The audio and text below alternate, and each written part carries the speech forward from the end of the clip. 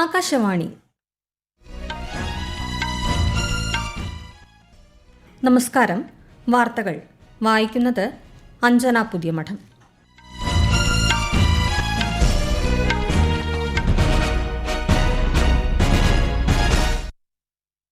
പ്രധാന വാർത്തകൾ.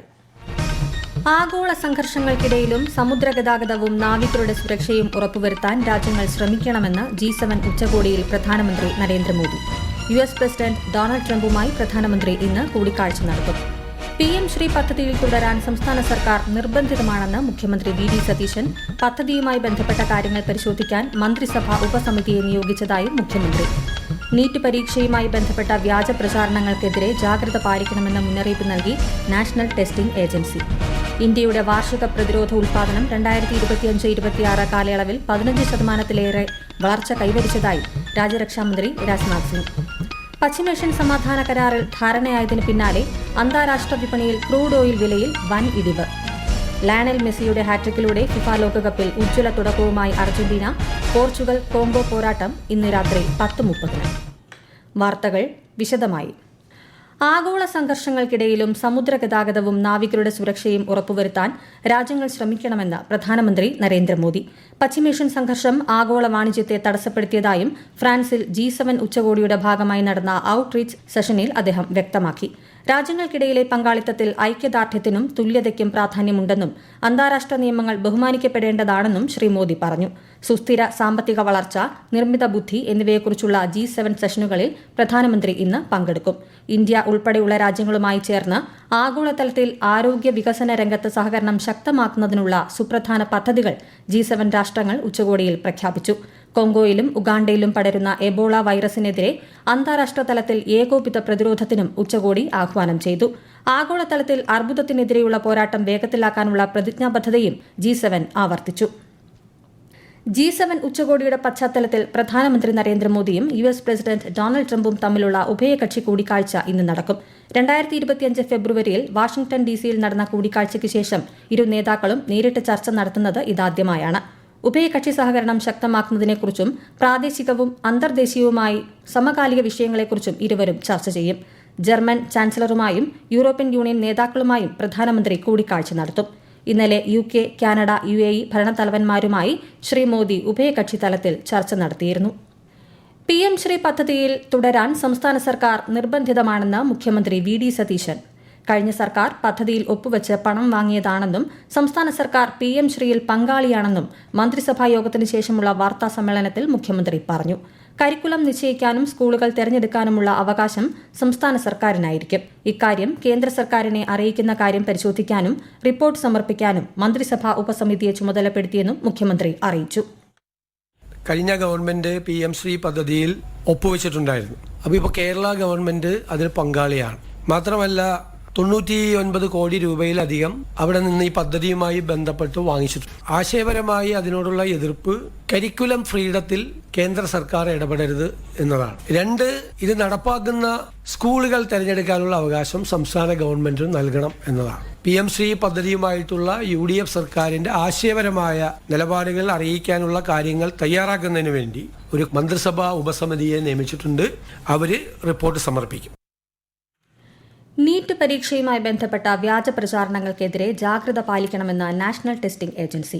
പുനഃപരീക്ഷയുടെ ചോദ്യപേപ്പർ ചോർന്നു എന്ന തരത്തിൽ ടെലഗ്രാമിൽ ചില ചാനലുകൾ സജീവമാണെന്നും 14,000 രൂപ മുതൽ 25,000 രൂപ വരെയാണ് ഇതിനായി ആവശ്യപ്പെടുന്നതെന്നും NTA അറിയിച്ചു. ചോദ്യപേപ്പർ ചോർന്നിട്ടില്ലെന്നും ഇത്തരം പ്രചാരണങ്ങൾ പൂർണ്ണമായും വ്യാജമാണെന്നും NTA വ്യക്തമാക്കി. 21 നടക്കുന്ന നീറ്റ് പുനഃപരീക്ഷയ്ക്ക് സായുധ സേനയുടെ കൂടി സഹായത്തോടെ പഴുതടച്ച സുരക്ഷാ ക്രമീകരണങ്ങളാണ് ഏർപ്പെടുത്തിയിട്ടുള്ളതെന്ന് NTA director general Abhishek Singh പറഞ്ഞു. इस बार 37 दिन के अंदर हम परीक्षा करा रहे हैं, जिसमें कि बहुत जो उसमें सामान्यतः 4 से 5 महीने 6 महीने का समय लगता है. तो उस चीज़ को कंप्रेस करने के लिए जो मूवमेंट में समय लगता है 15-20 दिन का लगता था, वो 3 से 4 दिन में करने के लिए हमने मिनिस्ट्री ऑफ डिफेंस, एयरफोर्स की भी सहायता ली है, जिससे कि प्रश्न पत्र सुरक्षित तरीके से अपने गंतव्य स्थान तक पहुँच जाए. 2025-26 സാമ്പത്തിക വർഷത്തിൽ ഇന്ത്യയുടെ വാർഷിക പ്രതിരോധ ഉൽപാദനം 1.78 ലക്ഷം കോടി രൂപയിലെത്തിയതായി രാജ്യരക്ഷാമന്ത്രി രാജ്നാഥ് സിംഗ്. കഴിഞ്ഞ സാമ്പത്തിക വർഷത്തിൽ ഇത് 1.54 ലക്ഷം കോടി രൂപയായിരുന്നു. 15.6% വളർച്ചയാണ് രേഖപ്പെടുത്തിയിരിക്കുന്നതെന്നും ശ്രീ രാജ്നാഥ് സിംഗ് സമൂഹമാധ്യമത്തിൽ കുറിച്ചു. 2020-21 കാലയളവിനേക്കാൾ 110% വർധനയാണിത്. പ്രതിരോധ രംഗത്തെ ഇന്ത്യയുടെ വ്യാവസായിക അടിത്തറ വ്യക്തമാക്കുന്നതാണ് ഈ വളർച്ചയെന്നും അദ്ദേഹം ചൂണ്ടിക്കാട്ടി. വൈക്കോൽ അവശിഷ്ടങ്ങൾ കത്തിക്കുന്നതുമായി ബന്ധപ്പെട്ട പ്രശ്നങ്ങൾക്ക് സുസ്ഥിര പരിഹാരം കണ്ടെത്തുന്നതിനായി കേന്ദ്രമന്ത്രിമാരായ ശിവരാജ് സിംഗ് ചൌഹാൻ, ഭൂപേന്ദർ യാദവ് എന്നിവരുടെ നേതൃത്വത്തിൽ ന്യൂഡൽഹിയിൽ ഉന്നതതല യോഗം ചേർന്നു. വൈക്കോലിന്റെ വ്യാവസായിക ഉപയോഗം പ്രോത്സാഹിപ്പിച്ചും പൊതുജന അവബോധം സൃഷ്ടിച്ചും കാർഷിക അവശിഷ്ടങ്ങൾ കത്തിക്കുന്ന രീതി അവസാനിപ്പിക്കാൻ സർക്കാർ നടപടി സ്വീകരിക്കുമെന്ന് മന്ത്രിമാർ വ്യക്തമാക്കി. ഡൽഹിയിലെ 70 താലൂക്കുകളിൽ ഇത് സംബന്ധിച്ച നിരീക്ഷണം സജീവമാണെന്നും ശ്രീ ചൌഹാൻ യോഗത്തിൽ പറഞ്ഞു. 2026-27 വർഷത്തിൽ വിള അവശിഷ്ട മാനേജ്മെന്റ് പദ്ധതിക്ക് കീഴിൽ 544 കോടിയിലധികം രൂപ വകയിരുത്തിയിട്ടുണ്ടെന്നും ഇതിൽ 272 കോടിയിലധികം രൂപ ഇതിനകം തന്നെ വിതരണം ചെയ്തതായും അദ്ദേഹം അറിയിച്ചു. ഈ വാർത്തകൾ ആകാശവാണിയിൽ നിന്ന്. ആകാശവാണി വാർത്തകളും വാർത്താധിഷ്ഠിത പരിപാടികളും all India radio news Thiruvananthapuram YouTube ചാനലിലും all India radio news Thiruvananthapuram Facebook പേജിലും AR News_ തിരുവനന്തപുരം ഇൻസ്റ്റഗ്രാം അക്കൌണ്ടിലും AR News_TVM X ഹാൻഡിലും ലഭ്യമാണ്. അന്താരാഷ്ട്ര വിപണിയിൽ ക്രൂഡ് ഓയിൽ വിലയിൽ വൻ ഇടിവ്. ബ്രന്റ് ക്രൂഡ് വില 5.4% താഴ്ന്ന് $78 മാർച്ച് മാസത്തിനു ശേഷം ആദ്യമായാണ് ബാരലിന് വില $80 താഴെയെത്തുന്നത്. US ഇറാൻ സമാധാന കരാറിൽ ധാരണയായതിനും ഹോർമുസ് കടലിടുക്ക് തുറക്കുമെന്ന പ്രഖ്യാപനം വന്നതിനും പിന്നാലെയാണ് എണ്ണവില താഴാൻ തുടങ്ങിയത്. പശ്ചിമേഷ്യൻ സംഘർഷത്തെ തുടർന്ന് എണ്ണവില $120 വരെ എത്തിയിരുന്നു. സാംസ്കാരിക പൈതൃക സംരക്ഷണത്തിൽ ഇന്ത്യയുടെ സുവർണകാലമായിരുന്നു കഴിഞ്ഞ 12 വർഷങ്ങൾ. രാജ്യത്തിന്റെ സാംസ്കാരികവും നാഗരികവുമായ പൈതൃകം വീണ്ടെടുക്കുന്നതിന് നിരവധി ചരിത്രപരമായ പദ്ധതികളാണ് കേന്ദ്ര സർക്കാർ ഇക്കാലയളവിൽ നടപ്പിലാക്കിയത്. അയോധ്യയിലെ ശ്രീരാമക്ഷേത്രം പരമ്പരാഗത ശൈലിയിൽ നിർമ്മിച്ചത് ഇന്ത്യയുടെ വാസ്തുവിദ്യാ മികവിന്റെ പ്രതീകമായി മാറി. മധ്യപ്രദേശിലെ ഉജ്ജയിനിൽ 850 കോടിയോളം രൂപ ചെലവഴിച്ച് 1ാം ഘട്ടം പൂർത്തിയായ മഹാകാൽ ലോക് ഇടനാഴി അത്യാധുനിക സാങ്കേതിക വിദ്യയുടെയും നിർമ്മിത ബുദ്ധിയുടെയും സമന്വയമാണ്. 2021 ഉദ്ഘാടനം ചെയ്ത കാശി വിശ്വനാഥ് കോറിഡോർ ചരിത്രപ്രസിദ്ധമായ കാശി വിശ്വനാഥ ക്ഷേത്രത്തെ ഗംഗാ നദിയുമായി നേരിട്ട് ബന്ധിപ്പിക്കുന്നു. വാരാണസിയിൽ മാത്രം 48,000 കോടിയിലധികം രൂപയുടെ 580 വികസന പദ്ധതികൾക്കാണ് ഇക്കാലയളവിൽ തുടക്കമിട്ടത്. ഇന്ത്യയുടെ ബ്രിക്സ് അധ്യക്ഷതയിൽ 8ാമത് ബ്രിക്സ് ലഹരി വിരുദ്ധ കർമ്മസമിതി വെർച്വൽ യോഗം ചേർന്നു. India, China, Ethiopia, Indonesia, Russia, ദക്ഷിണാഫ്രിക്ക, UAE രാജ്യങ്ങളിലെ പ്രതിനിധികൾ യോഗത്തിൽ പങ്കെടുത്തതായി നാർക്കോട്ടിക് കൺട്രോൾ ബ്യൂറോ അറിയിച്ചു. മയക്കുമരുന്ന് വെല്ലുവിളികൾ സംബന്ധിച്ച നിലവിലെ സാഹചര്യങ്ങളടങ്ങിയ റിപ്പോർട്ടുകൾ പ്രതിനിധികൾ യോഗത്തിൽ കൈമാറി. ലോകത്തെ ഫുട്ബോൾ ഇതിഹാസങ്ങൾക്ക് മാറ്ററിയിച്ച ദിനമായിരുന്നു ഇന്നത്തെ ഫിഫ ലോകകപ്പ് മത്സരങ്ങൾ. അർജന്റീനിയൻ ഇതിഹാസം മെസ്സിക്കൊപ്പം ഫ്രഞ്ച് താരം എംപാപ്പയും നോർവീജിയൻ താരം എർലിംഗ് ഹാലൻഡും ഇന്നും പ്രകടനമാണ് കാഴ്ചവെച്ചത്. ലയണൽ മെസ്സിയുടെ ഹാട്രിക്കിലൂടെ ലോകകപ്പിൽ അർജന്റീനയുടെ ഉജ്ജ്വല തുടക്കത്തിനാണ് ലോകം സാക്ഷ്യം വഹിച്ചത്. വിശദാംശങ്ങളുമായി ആകാശവാണി പ്രതിനിധി സുരേഷ് ബാബു. ലോകം കാത്തിരുന്ന ആവേശപ്പോരിൽ തകർപ്പൻ ജയത്തോടെ ലോകകപ്പിലെ നിലവിലെ ചാമ്പ്യന്മാരായ അർജന്റീന വരവറിയിച്ചിരിക്കുന്നു. ഇതിഹാസാരം മെസ്സിയുടെ മിന്നും ഫോമിൽ ആ ബൂട്ടിൽ നിന്നും പിറന്നത് എണ്ണം പറഞ്ഞ 3 ഗോളുകൾ. കളിയുടെ 17ാം മിനിറ്റിൽ തന്നെ കൻസാസ് സിറ്റി സ്റ്റേഡിയത്തിൽ തിങ്ങി നിറഞ്ഞ ആരാധകർക്ക് മുന്നിൽ മിശിഹയുടെ കാലുകളിൽ നിന്ന് മാന്ത്രിക ഗോൾ പിറന്നു. മധ്യനിര താരം റോഡ്രിഗോ ഡീപോൾ നൽകിയ അസിസ്റ്റിൽ നിന്ന് മെസ്സിയുടെ ഇടംകാലൻ ഷോട്ട് അൾജീരിയൻ വലയിൽ പതിച്ചു. ലോകകപ്പിലെ മെസ്സിയുടെ 14ാം ഗോളായിരുന്നത്. തുടർന്ന് 60-76 മിനിറ്റുകളിൽ മെസ്സി ആഫ്രിക്കൻ ടീം ഗോൾ കീപ്പറെ നിസ്സഹായനാക്കി. 6 ലോകകപ്പിൽ കളിക്കുന്ന ലോകത്തെ ആദ്യ ഫുട്ബോൾ താരം എന്ന റെക്കോർഡാണ് ഈ മത്സരത്തോടെ മെസ്സി സ്വന്തമാക്കിയത്.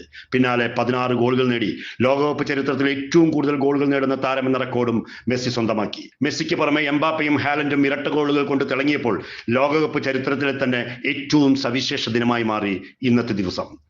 ഗ്രൂപ്പ് ജെയിൽ ഓസ്ട്രിയ ജോർദാനെ 1-3 ഗോളുകൾക്ക് പരാജയപ്പെടുത്തി. ഫിഫ ലോകകപ്പിൽ ഇന്ന് രാത്രി 10:30 പോർച്ചുഗൽ കോങ്കോയെ നേരിടും. രാത്രി 1:30 ഇംഗ്ലണ്ട് ക്രൊയേഷ്യ മത്സരം. പ്രധാന വാർത്തകൾ വീണ്ടും. ആഗോള സംഘർഷങ്ങൾക്കിടയിലും സമുദ്രഗതാഗതവും നാവികരുടെ സുരക്ഷയും ഉറപ്പുവരുത്താൻ രാജ്യങ്ങൾ ശ്രമിക്കണമെന്ന് G7 ഉച്ചകോടിയിൽ പ്രധാനമന്ത്രി നരേന്ദ്രമോദി. US പ്രസിഡന്റ് ഡൊണാൾഡ് ട്രംപുമായി പ്രധാനമന്ത്രി ഇന്ന് കൂടിക്കാഴ്ച നടത്തും. PM ശ്രീ പദ്ധതിയിൽ തുടരാൻ സംസ്ഥാന സർക്കാർ നിർബന്ധിതമാണെന്ന് മുഖ്യമന്ത്രി VD സതീശൻ. പദ്ധതിയുമായി ബന്ധപ്പെട്ട കാര്യങ്ങൾ പരിശോധിക്കാൻ മന്ത്രിസഭ ഉപസമിതിയെ നിയോഗിച്ചതായി മുഖ്യമന്ത്രി. നീറ്റ് പരീക്ഷയുമായി ബന്ധപ്പെട്ട വ്യാജ പ്രചാരണങ്ങൾക്കെതിരെ ജാഗ്രത പാലിക്കണമെന്ന് മുന്നറിയിപ്പ് നൽകി നാഷണൽ ടെസ്റ്റിംഗ് ഏജൻസി. ഇന്ത്യയുടെ വാർഷിക പ്രതിരോധ ഉൽപ്പാദനം 2025-26 കാലയളവിൽ 15% വളർച്ച കൈവരിച്ചതായി രാജ്യരക്ഷാമന്ത്രി രാജ്നാഥ് സിംഗ്. പശ്ചിമേഷ്യൻ സമാധാന കരാറിൽ ധാരണയായതിനു പിന്നാലെ അന്താരാഷ്ട്ര വിപണിയിൽ ക്രൂഡ് ഓയിൽ വിലയിൽ വൻ ഇടിവ്. ലയണൽ മെസ്സിയുടെ ഹാട്രിക്കിലൂടെ ഫിഫ ലോകകപ്പിൽ ഉജ്ജ്വല തുടക്കവുമായി അർജന്റീന. പോർച്ചുഗൽ കോങ്കോ പോരാട്ടം ഇന്ന് രാത്രി 10:30. വാർത്തകൾ കഴിഞ്ഞു. അടുത്ത വാർത്താ പ്രക്ഷേപണം വൈകിട്ട് 6:30.